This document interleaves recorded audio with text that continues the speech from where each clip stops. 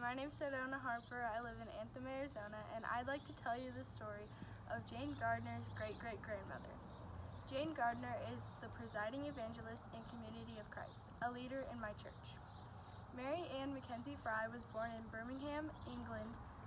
Her family joined our faith community there in the 1840s, and then took a gospel ship from Liverpool to New Orleans and traveled by steamship up Mississippi River to St.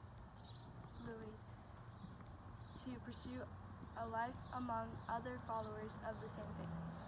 Her mother died shortly after arriving in St. Louis, and shortly after that, Mary Ann's family traveled by horseback and wagon to the area of Gallons Grove, Iowa, near present-day Council Bluffs in the 1850s, where they settled. When Mary Ann was almost 16, she had a long illness. She became so ill that death seemed inevitable. In those days, doctors weren't as available as they are today. The family had written to a doctor in Des Moines, over 100 miles away, and he sent back some medicine that he thought would help her. She took one dose of it and became so much worse. The family tried to give her another dose, and Mary Ann heard a voice that said, "Don't take it." So she started to fight them, turning her head. "No, I don't want it." The family thought she was delirious, and so they forced a little bit into her mouth. Shortly after, her spirit left her body and she went up to heaven. Mary Ann experienced the beauty of paradise. She saw her mother, who had died several years earlier. She also saw some of her sisters who had died in infancy, but she knew them. She looked around. It was the most beautiful place she had ever seen. She asked her mother, "But where is Jesus?" And her mother said, "He will be here."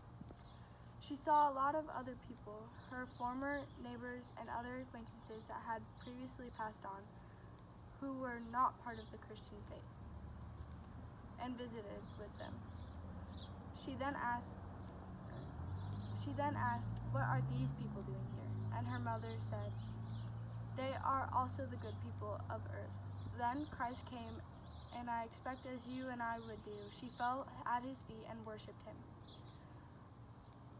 He lifted her up, and she asked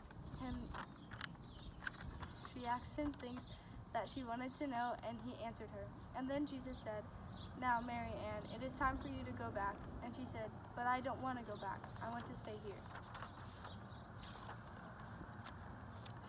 She said she was very happy in the spirit world, but he said, "Your work has not yet been completed on earth. You will have to return." She began to cry. It was so beautiful she did not want to leave. After Jesus had comforted her, she was willing to return to her physical body. She seemed to float through the air as she descended from heaven.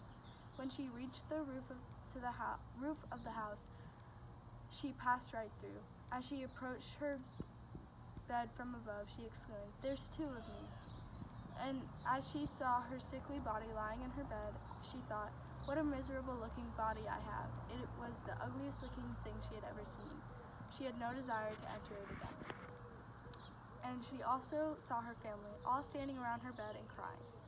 But then her spirit re-entered her body, and after she awakened, she looked up and said, "What are you all crying about?"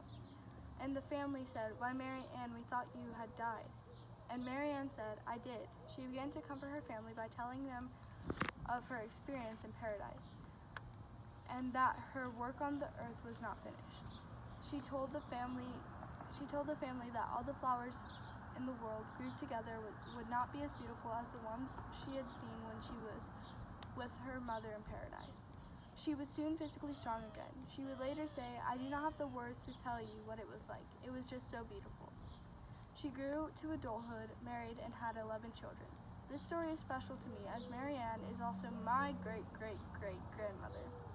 This story was taken from 3 different family accounts, as remembered by Adina Fry Brown, Bernard Butterworth, and my great-grandfather Harper. As this story has been shared for over 160 years, it is a testament of how similar Mary Ann's story is to the other accounts, and that many books that have been written on the subject.